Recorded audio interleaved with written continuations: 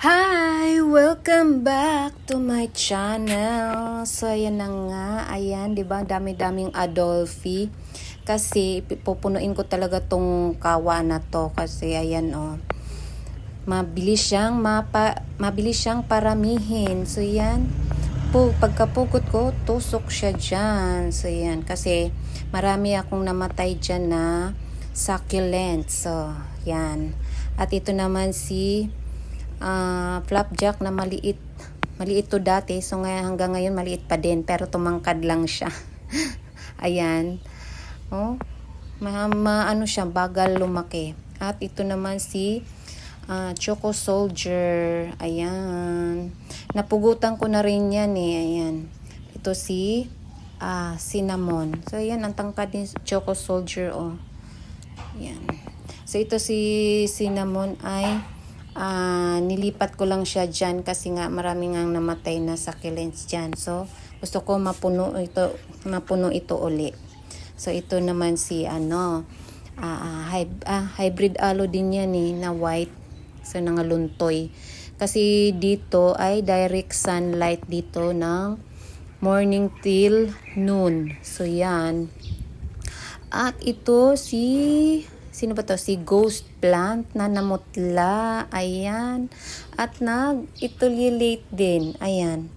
So, kasi nilipat ko to sila, diba, dun sa walang direct sunlight. So, ayaw pala nila yon. Yan, oh. Ay, nako. Sana hindi magtampo. Pati itong sino to? Si Murasaki. Ayan, si Murasaki yan. Yan. Diba? Nag-itulilate si Murasaki. At pumangit. Ayan sila, oh. Tingnan nyo. So, kasi dyan talaga yung kanilang pwesto. Kaya, ayan, nilipat ko kasi sila. So, sana hindi magtampo, diba? Kasalanan ko talaga yan. Ba't sila nagkaganon? Oh, si Murasaki. Maganda pa naman siya. Ayan, nag-itulilate. Oh, tingnan mo dyan. Diba? Ayan. Nako. Sana hindi sila magtampo. So, yan. Diyan na lang sila dyan habang buhay. At ito naman yung malaking Purple Delight. So, yan. Lumaki na rin yung kanyang baby dyan. At ito may pasulpot na rin yan. Ayun, oh. So, yan ang mga babies dun sa ilalim. Malaki na din. At itong top cut. Ayan, medyo malamot ang dahon kasi hindi ko pa sila na diligan. So, yan. At ito naman yung nandito sa tinanim ko sa kahoy. Ayan. Gumanda rin naman sila dyan. At itong si Ghost Plant, si Ghosty, yan.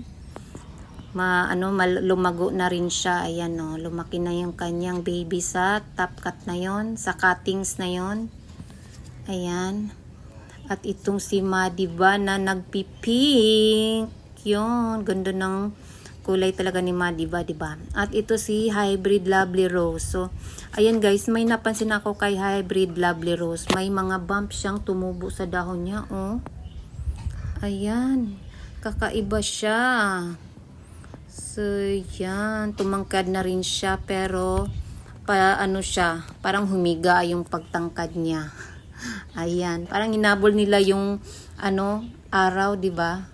Ayan, pero naiinitan naman sila dito. Bandang hapon nga lang, ayan. Pati si Rose Queen, ayan, lumiit yung dahon niya, pero tumangkad. At ito naman, ayan, inapakan ng pusa. Ayan, no? Talaga namang mga pusa na yan. Pero meron na siyang sumulpot na pups doon. So, ayan si Madiba. Pink na pink si Madiba, diba? Ganda ng kulay talaga ni Madiba. Itong si Adolphi, ayan, nahiwalay siya dun sa marami kanina, diba? Ayan, tinosok ko siya dyan. At ito, sino ba to? Nakalimutan ko siya. Ayan, nagpa-flower na rin siya. O, ayan, kalimutan ko yung kanyang ID. So, yan sila dyan. Ayan, bandang hapon naman yung kanilang natatanggap na araw. Ayan. So, 'di ba ito si Ghosty ay madali lang din siyang paramihin. So, pag may namatay dito sa ano na yan, magtapkat ako dyan at itusok ko dyan. So, ito pala guys. Ayan. Nako, nanghinayang ako dito kay malaking rubido. Nako. So, yan. Tingnan mo. Kaya pala medyo, sabi ko, parang umiba yung kanyang itsura. Ayan, hindi naman siya matamlay, pero parang nag-itululate. Pero kasi nasa, ano naman to, direct sunlight. Sabi ko, ano nangyari sa kanya? Nag-itululate.